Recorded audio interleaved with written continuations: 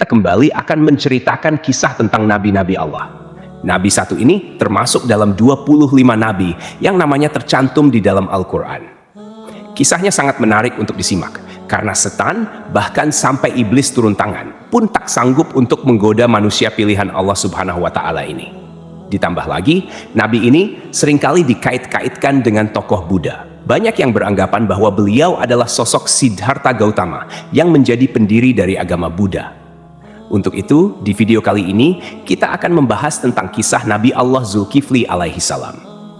Assalamualaikum warahmatullahi wabarakatuh. Sobat beriman yang dimuliakan Allah. Alangkah lebih baik jika sahabat sekalian bantu channel ini terus berkembang dengan cara like, komen, dan subscribe. Semoga kita selalu dalam keadaan sehat walafiat, dipanjangkan rezekinya, dan dimudahkan urusannya.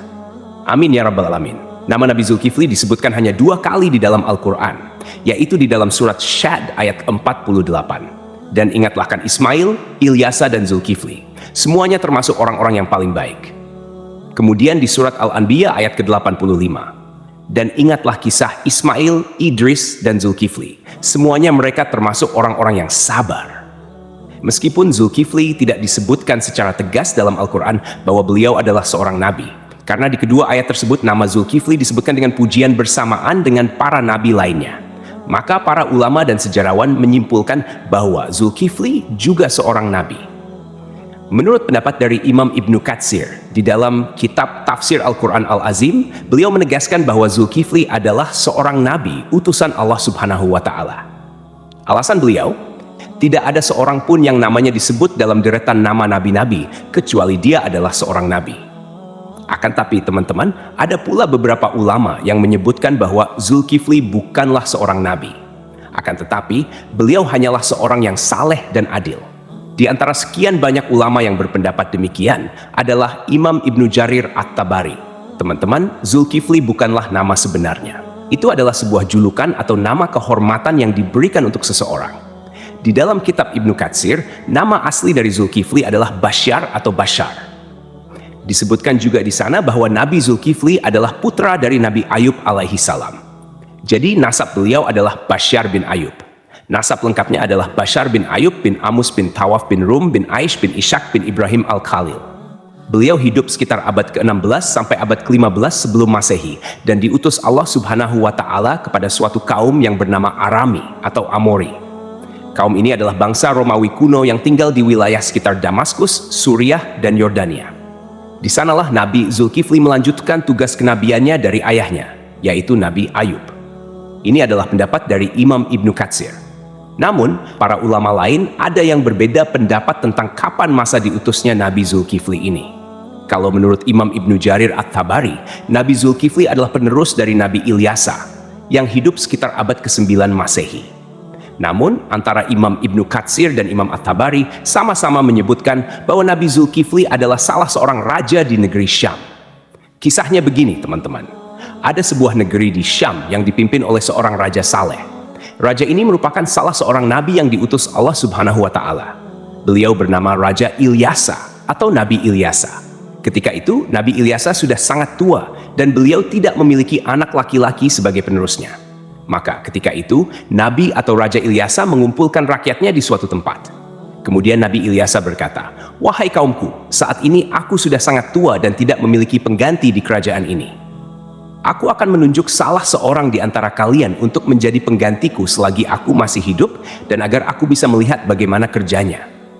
Siapa yang mau menerima 3 hal dariku, maka aku akan tunjuk dia sebagai penggantiku. Yang pertama, selalu berpuasa di siang hari. Yang kedua, selalu salat pada malam hari. Dan yang ketiga, dia tidak pernah marah seumur hidupnya." Makanya orang-orang dari kaumnya merasa tak sanggup melakukannya. Mereka pun saling tap-tap-tapan satu sama lain, berharap salah seorang di antara mereka ada yang tunjuk tangan. Namun, ditunggu beberapa lama, tak satu pun orang mau melakukannya ketika itu. Lalu, dari barisan belakang ada yang menyahut, "Saya, wahai Nabiullah." Suara itu berasal dari seorang laki-laki yang usianya masih sangat muda. Pemuda ini bernama Basyar. Kemudian Nabi Ilyasa berkata, "Wahai anakku, engkau masih sangat muda. Tugas ini sangatlah berat untukmu." Nabi Ilyasa pun menolak pemuda ini karena dirasa dia masih sangat muda dan terlihat masih sedikit pengalaman. Keesokan harinya, di tempat yang sama dan dengan orang-orang yang sama, Nabi Ilyasa berseru hal yang sama lagi kepada kaumnya. Tapi tetap saja, ketika itu tak ada yang mau menerima tawaran tersebut, kecuali pemuda yang bernama Basyar. Dia kembali mengacungkan tangan, dan lagi-lagi Nabi Ilyasa menolaknya dengan alasan yang sama. Sampailah pada hari ketiga, Nabi Ilyasa berseru hal yang sama. Beliau berharap kali ini bukan hanya Basyar saja yang tunjuk tangan. Tapi ternyata teman-teman, sama seperti kemarin, ketika itu hanya Basyar yang tunjuk tangan dan menyanggupi segala persyaratan tersebut. Alasan detail Nabi Ilyasa menolak adalah karena selain dia harus menjadi raja yang menjamin kesejahteraan semua kaumnya, dia juga harus menjadi hakim yang adil, yang bisa berlaku bijaksana dalam memutuskan segala permasalahan kaumnya. Nah, karena Basyar ini masih sangat muda, Nabi Ilyasa khawatir dia tidak bisa berlaku adil dan bijaksana.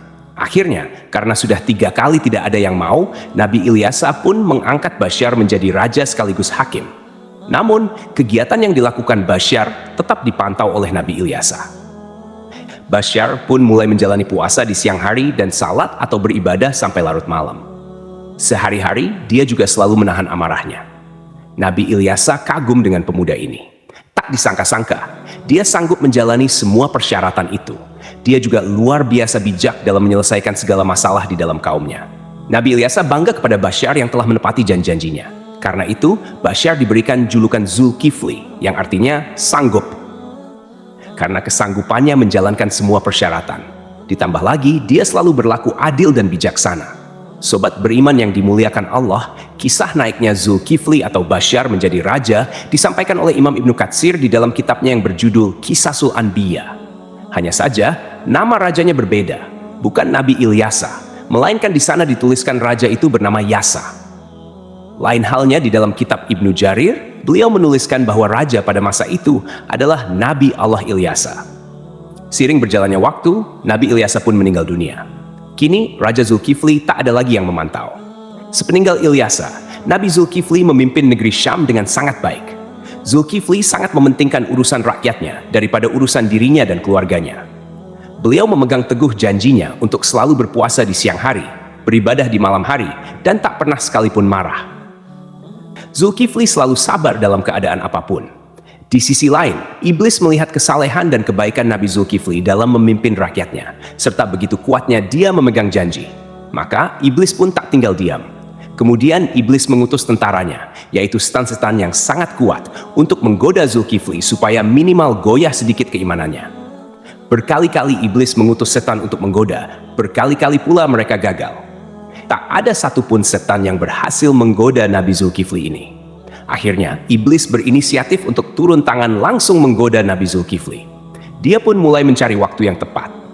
Teman-teman, di dalam kerajaan Nabi atau Raja Zulkifli ini, setiap harinya beliau sibuk dengan urusan kerajaannya. Setiap hari, jadwal beliau dari pagi sampai siang adalah berangkat ke pengadilan di negeri itu untuk menjadi hakim dan menyelesaikan masalah-masalah rakyatnya. Kemudian, persidangan dilanjutkan kembali setelah beliau bangun. Persidangan berlangsung hingga sore atau malam hari. Malam harinya, beliau beribadah dan berdoa sampai larut malam. Keesokan paginya, beliau kembali ke persidangan. Begitulah rutinitas yang dilakukan Nabi Zulkifli setiap harinya. Zulkifli benar-benar merupakan figur seorang raja yang memuliakan seluruh rakyatnya. Melihat kesalehan Nabi Zulkifli, iblis pun mencari peluang untuk menggoda beliau. Kali ini, iblis berniat membuat Nabi Zulkifli marah agar beliau melanggar janjinya kepada Nabi Ilyasa untuk tidak marah sama sekali. Akhirnya, pada suatu hari, iblis datang menemui Nabi Zulkifli dengan menyamar sebagai seorang kakek tua renta dan miskin. Hari itu, Nabi Zulkifli sedang merasa sangat lelah. Ketika jam istirahatnya tiba, beliau segera pulang lebih awal untuk tidur siang. Baru saja beliau hampir terlelap, iblis yang menyamar sebagai kakek tua mengetuk pintu kamarnya. Dari dalam kamar, Nabi Zulkifli bertanya, "Siapa itu?" Iblis menjawab, "Aku orang tua yang teraniaya." Nabi Zulkifli pun bangun dan membukakan pintu. Iblis kemudian mengarang cerita, mengaku bahwa ia mengalami banyak perlakuan semena-mena dari kaumnya. Ia terus bercerita panjang lebar, hingga waktu istirahat Nabi Zulkifli habis. Meski kelelahan, Nabi Zulkifli tetap mendengarkan cerita itu dengan sabar. Ketika tiba waktunya untuk kembali ke persidangan, Nabi Zulkifli berkata, "Wahai paman, engkau bisa meneruskan ceritamu nanti. Datanglah ke tempat persidangan sore ini. aku akan membantu menyelesaikan masalahmu di sana." Nabi Zulkifli pun kembali ke persidangan dan menjalankan tugasnya sebagai hakim. Namun, ketika sore tiba, kakek tua itu tidak kunjung datang. Nabi Zulkifli menunggu hingga malam hari, tetapi kakek tua itu tetap tidak muncul. Beliau pun pulang ke rumah dengan pikiran bahwa mungkin kakek tua itu akan datang esok hari. Keesokan harinya, Nabi Zulkifli seperti biasa duduk di persidangan untuk menyelesaikan permasalahan rakyatnya. Beliau menunggu hingga siang, tetapi kakek tua itu tetap tidak datang.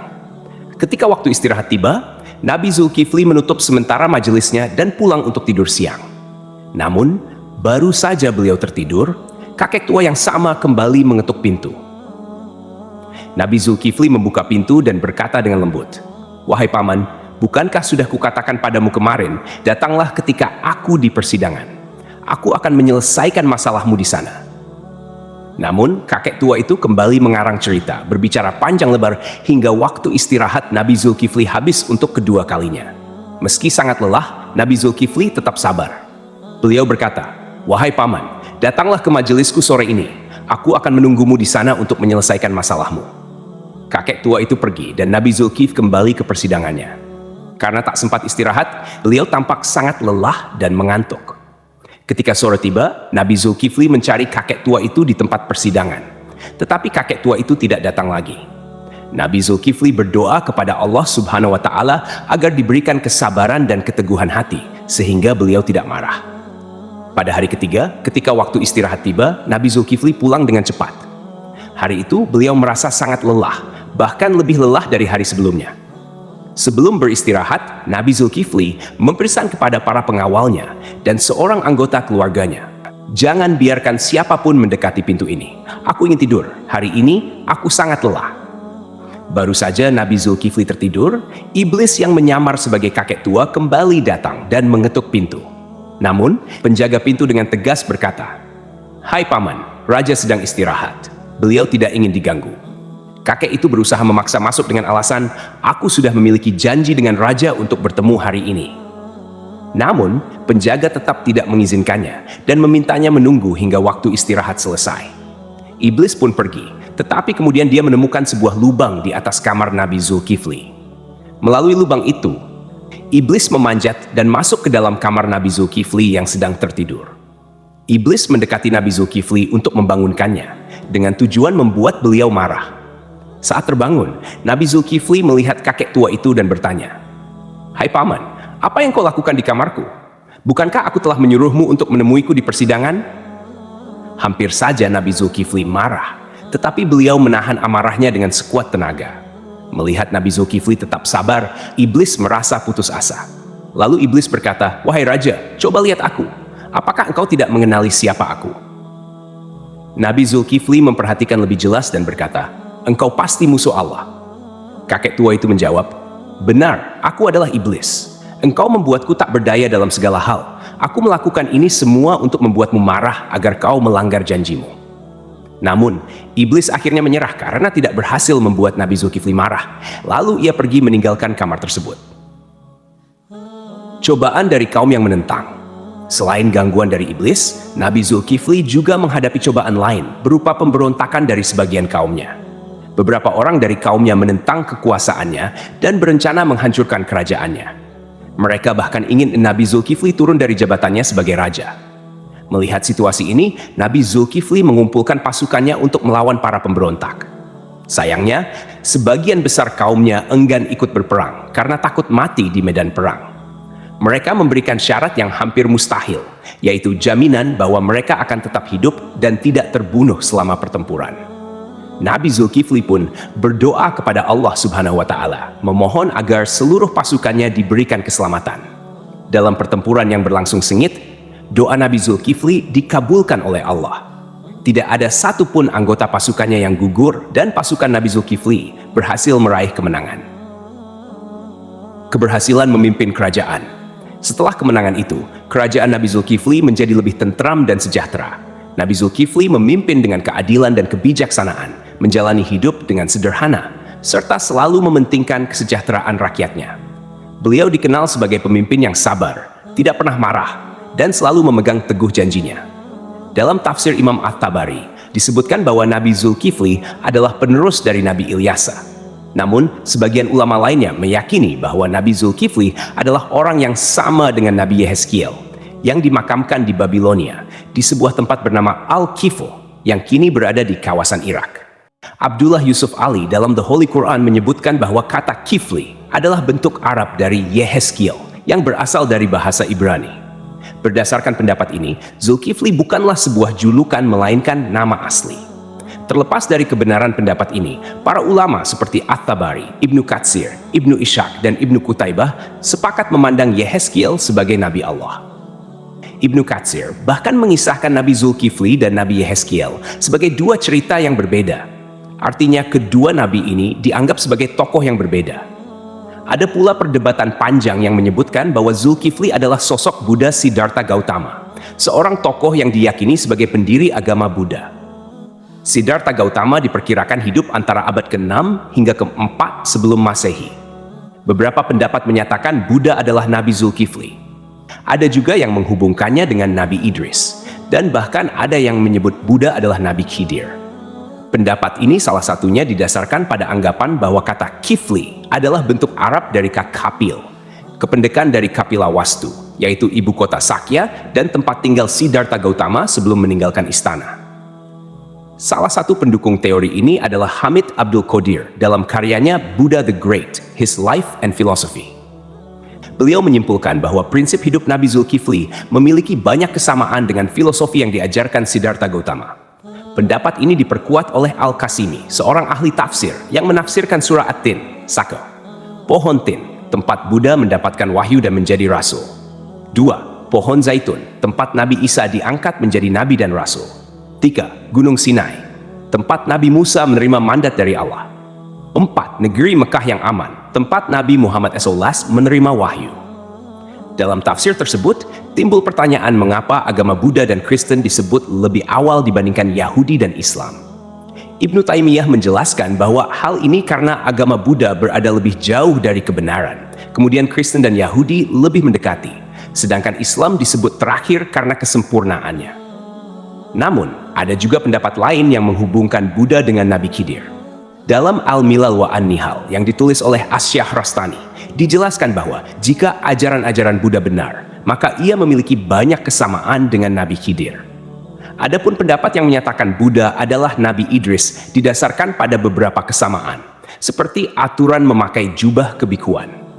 Dalam kitab Mustadrak Al-Hakim dari Ibnu Abbas, dikatakan bahwa Nabi Daud adalah seorang pembuat perisai, Nabi Adam seorang petani, Nabi Nuh seorang tukang kayu, Nabi Idris seorang penjahit, dan Nabi Musa seorang penggembala. Sementara itu, Siddhartha Gautama yang dikenal sebagai Buddha adalah seorang pangeran, putra Raja Sudodana. Pada usia 7 tahun, Pangeran Siddhartha memiliki 3 kolam bunga teratai, yaitu kolam bunga teratai biru, Upala, kolam bunga teratai merah, Paduma, dan kolam bunga teratai putih, Pundarika. Kata Atsidar, Sidra, atau Sidar yang merujuk pada makna bunga teratai menjadi hal yang patut diperhatikan, terutama bila dikaitkan dengan Nabi Idris. Kisah sang Buddha yang mencapai kesempurnaan menuju nirwana dianggap memiliki kesamaan dengan Nabi Idris yang mencapai surga Allah tanpa melalui kematian. Pada suatu malam, Pangeran Siddhartha memutuskan meninggalkan istananya dan menjalani hidup sebagai seorang pertapa. Di usia 40 tahun, beliau dikatakan diangkat sebagai nabi. Sebagaimana nabi-nabi lainnya, Buddha Gautama juga meramalkan kedatangan Nabi Muhammad SAW. Dalam ajarannya, ia menyebutkan tentang Buddha Maitreya. Aku bukanlah satu-satunya Buddha. Selepas aku akan lahir seorang Buddha lagi yang dikenal dengan nama Maitreya. Dia akan memiliki banyak sifat-sifat mulia dan utama. Sejarawan Muslim bernama Al-Biruni yang pernah tinggal bertahun-tahun di India mencatat dalam kitabnya Al-Hind bahwa para penganut Buddha di India tidak menganggap Buddha sebagai Tuhan, melainkan hanya seorang nabi. Demikianlah kisah Nabi Zulkifli yang dihubungkan dengan Siddhartha Gautama. Semoga kisah ini bermanfaat. Mohon maaf atas segala kekurangan. Yang benar datangnya dari Allah SWT, sedangkan kekhilafan berasal dari saya sebagai manusia biasa. Sampai jumpa pada kisah-kisah seru lainnya. Wassalamualaikum warahmatullahi wabarakatuh.